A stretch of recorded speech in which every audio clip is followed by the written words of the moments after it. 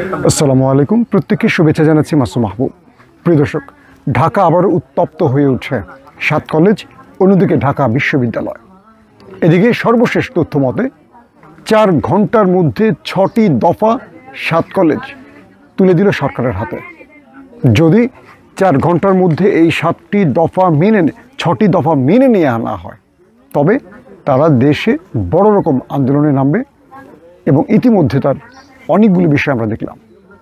আর গত রাতে আসলে হয়েছিল কি, প্রভিসি মামুন সাহেব কেন ছাত্রদের সাথে দুর্ব্যবহার করলেন, আবার কেন ঢাকা বিশ্ববিদ্যালয় হঠাৎ করে 7 কলেজের বিরুদ্ধে দাঁড়ালো, এই বিষয়গুলো নিয়ে কথা বলতে চাই এবং নেপথ্যে আসলে কারা রয়েছে এই বিষয়গুলিও আজকের আলোচনায় রাখতে চাই। প্রথমে আমরা যে বিষয়টি বলছি, 17 সালে হাসিনা সরকার এই 7 কলেজকে তুলে দিয়েছে ঢাকা বিশ্ববিদ্যালয়ের আন্ডারে। এরপর থেকে আমরা দেখলাম যে এই 7টি কলেজের মধ্যে বা ছাত্রদের মধ্যে তুষের আগুন জ্বলছে, ধিকে ধিকে আগুন জ্বলছে। অনেক রকম বৈষম্য হচ্ছে এই 7টি কলেজের সাথে। হাসিনা যে বৈষম্য তৈরি করে গেছেন, এবার সেটা প্রফেসর ইউনূসের জন্য গলার কাটা হয়ে গেছে। ইউনূস সরকার কি করবে? এদিকে কালকে বিকেল থেকে দেখলাম 7 কলেজের ছাত্ররা আন্দোলন করছে, তারা রাস্তায় নেমেছে, সড়ক অবরোধ করেছে। সর্বশেষ রাত 10টার দিকে তারা ঢাকা ইউনিভার্সিটি এরিয়ায় ঢুকে পড়ে। তখন দেখলাম ঢাকা বিশ্ববিদ্যালয়ের ছাত্ররা এসে তাদের সামনে ব্যারিকেড হয়ে দাঁড়ালো। এখানে দুটো প্রশ্ন তৈরি হয় যে তারা ঢাকা বিশ্ববিদ্যালয়ে কেন প্রবেশ করতে চাইলো রাতে? এই রাত শব্দটি একটা সিগনিফিক্যান্ট, কারণ এই কলেজের ছাত্রদের মধ্যে সবাই কি ছাত্র? কেউ কি ফ্যাসিস্টদের দোসর হতে পারে না? বা কেউ কি রাষ্ট্রকে উত্তপ্ত করতে, অরাজকতার দিকে নিতে চাইছে না? এই প্রশ্ন কি আমরা করতে পারি? তাহলে এই 7 কলেজের ছেলেরা রাতে আসলো কেন? এই দাবি দাওয়া বা এই আদায়ের ক্ষেত্রে ঢাকা বিশ্ববিদ্যালয়ে তারা রাতে আসলো কেন, একটা প্রশ্ন। অন্যদিকে যে প্রশ্নটি তৈরি হলো, ঢাকা বিশ্ববিদ্যালয় কেন তারা আইন শৃঙ্খলা বাহিনীর ভূমিকা পালন করতে গেল? আমাদের হাসনাত আবদুল্লাহর দায়িত্ব কি? তিনি বৈষম্য বিরোধী ছাত্র আন্দোলনের একজন অন্যতম সমন্বয়ক, কিন্তু সব ক্ষেত্রে তাকে যেতে হবে কেন? তিনি এটা কি রাষ্ট্রের কোনো দায়িত্বপ্রাপ্ত পদে বসে আছেন যে তাকেই সব ক্ষেত্রে এর সমাধান খুঁজতে হবে? এরকম অনেকগুলো প্রশ্ন তৈরি হয়। এবং আমরা দেখলাম প্রথমে ঢাকা বিশ্ববিদ্যালয় 7 কলেজের ছাত্রদের ধাওয়া করে এবং সেখানে তাদেরকে পিছু হটায়। পরবর্তী 7 কলেজে আবার একাট্টা হয়ে ঢাকা বিশ্ববিদ্যালয়কে তাড়া করে। এবার সেই ছাত্ররা তুলে দিল 6টি দফা।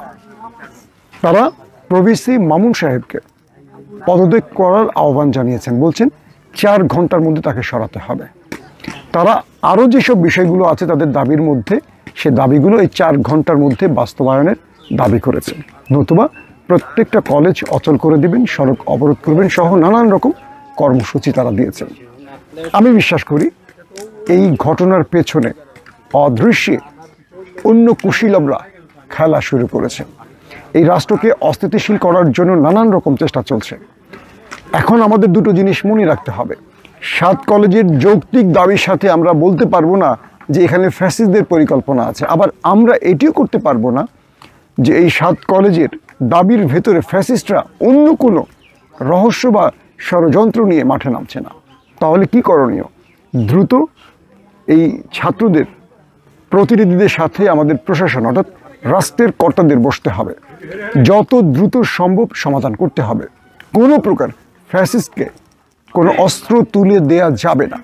যদি এই কাজটি আমরা করি, সেক্ষেত্রে রাষ্ট্র বড় রকম হুমকিতে পড়বে। কারণ ছাত্রলীগ নিষিদ্ধ, আওয়ামী লীগ পালাতক, তারা যে কোনোভাবে আবারও এই দেশে বড় রকম একটা অরাজকতার মধ্য দিয়ে তাদের রাজনীতিতে এন্ট্রি ঘটাতে চাইবে। আর বৈষম্য বিরোধী ছাত্র আন্দোলনের নেতাদের বলবো, ভাই, সব দায়িত্ব আপনাদের না। আপনারা 7 কলেজের ছাত্রদের ধাওয়া করার কে? আপনারা ভার্সিটি পাহারা দেওয়ার কে? আপনাদের কাছ থেকে আমরা এটি আশা করিনি। আমাদের রাষ্ট্রে পুলিশ আছে, পুলিশ যদি ব্যর্থ হয় তাহলে আমরা যে এতদিন ধরে চিল্লাচিল্লি করছি যে পুলিশের মধ্যে একটা বড় রকম পরিষ্কার পরিচ্ছন্নতা চালান, এখনও প্রশাসনের মধ্যে, পুলিশের মধ্যে, শিক্ষাঙ্গনে, শিক্ষা মন্ত্রণালয়, বড় বড় জায়গাগুলোতে ফ্যাসিস্টদের লোকদেরকে বসিয়ে ডক্টর ইউনূস কোন ঘোড়ার ডিমটা করবেন আমার মাথায় কাজ করছে না। রাষ্ট্রের প্রতিটি পদের মধ্যে বসিয়ে রাখা হয়েছে ফ্যাসিস্টদের দোসরদের। আর রাষ্ট্রকে তারা ক্লিন করতে চাইছেন, রাষ্ট্রকে তারা পরিচ্ছন্ন করতে চাইছেন। এটা সম্ভব? কোনোভাবেই সম্ভব না। আবারও বলছি, যারা এই ফ্যাসিস্ট বিরোধী শক্তি আছে, বিএনপি, জামাত সহ বাকি যে দলগুলো, দ্রুত তাদেরকে আবারও একজোট হতে হবে।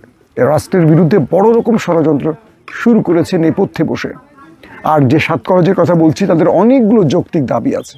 এই দাবিগুলো দ্রুত আদায় করা উচিত, নতুবা এই আন্দোলনকে শত্রুরা ভিন্ন দিকে নিয়ে এই রাষ্ট্রে একটা বড় অরাজকতা সৃষ্টি করবে।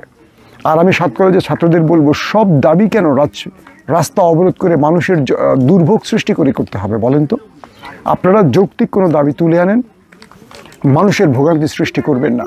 আর সরকারকে বলবো, সব দাবি কেন সড়ক অবরোধ, মানুষের দুর্ভোগ সৃষ্টির পর আপনারা কানে তোলেন, এর আগে কেন আপনারা কানে তোলেন না? আপনাদের কি সব দাবির মধ্যে আমরা দেখলাম যে আমাদের মাদ্রাসার শিক্ষকরা বা ইত্তেদায়ী পর্যায়ে যারা এসছেন তাদের সাথে পুলিশ কীরকম নির্মম আচরণ করেছে, এটা একেবারেই গ্রহণযোগ্য না। আমরা এটা গ্রহণ করতে পারছি না।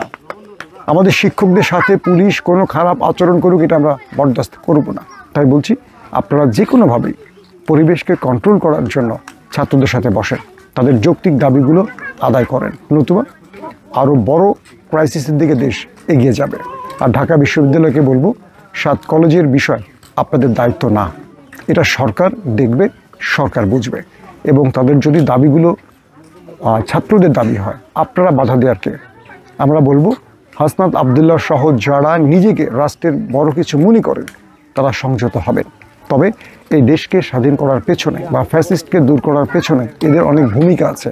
তাই কাউকে, মানে যে ছাত্ররা এই আন্দোলনের মাঠে নেমেছেন, তারা আমাদের কোনো ছাত্রদের গায়ে আঘাত দেবেন না। ইতিমধ্যে বৈষম্য বিরোধী আন্দোলনের একজন নেতা গুরুতর আহত হয়ে হাসপাতালে ভর্তি আছেন। এগুলো আসলে আমরা সহ্য করতে পারছি না। আমাদের সোনার ছেলেদেরকে, আমাদের আগামীর ভবিষ্যৎকে, বা যারা এই রাষ্ট্রকে ফ্যাসিস্ট মুক্ত করেছেন, তাদের উপর আক্রমণ আসলে এটা আমাদের উপর আক্রমণ আসবে। সো আবারও বলছি, বিনীত অনুরোধ করছি, আন্দোলনের নামে আওয়ামী লীগকে কোনো অস্ত্র তুলে দেবেন না। বিভিন্ন দেশের এজেন্সি, ইন্টেলিজেন্স এই ছাত্র আন্দোলনের পেছনে কাজ করছে। ঢাকা বিশ্ববিদ্যালয়কে বলবো, এই বিষয়গুলো ছাত্রদের নিয়ে আপনারা বসেন, 7 কলেজকে নিয়ে বসেন, কোনো হট্টগোল করে না, মারামারি করে না, উত্তপ্ত পরিবেশ সৃষ্টি করে না, আলোচনার মাধ্যমে সমাধান করুন। কারণ হাসিনা অনেক জঞ্জাল রেখে গেছে। এই 7 কলেজ ইস্যু সেরকমই একটি জঞ্জাল, এটাকে দূর করতে হবে। যাদের দাবি আছে 7 কলেজে, তাদের দাবিগুলো শোনেন, যেগুলো যৌক্তিক সেগুলো মানতে হবে। আবার ছাত্রদের বলবো, এমন অযৌক্তিক কোনো দাবি দিবেন না যেটা সরকার মানতে পারে না বা যেটা রাষ্ট্রের জন্য কঠিন হয়ে যাবে। অনেক বিষয় থাকে যে বিষয়গুলো একসঙ্গে হয় না, ধীরে ধীরে করতে হয়। অতএব সরকারকে সময় দিতে হবে, আবার সরকারকে ছাত্রদের দাবিগুলোর যৌক্তিকতা খুঁজতে হবে। দর্শক, বিদায় নিচ্ছি, প্রত্যেকে ভালো থাকবেন। আল্লাহ হাফিজ।